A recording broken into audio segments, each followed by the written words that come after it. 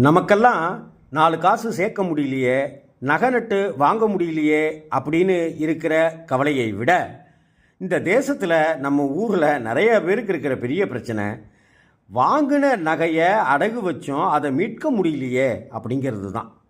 4 காசு கடன் வாங்கினோம், அந்த கடனை அடைக்க முடியலையே அப்படிங்கிறது தான்.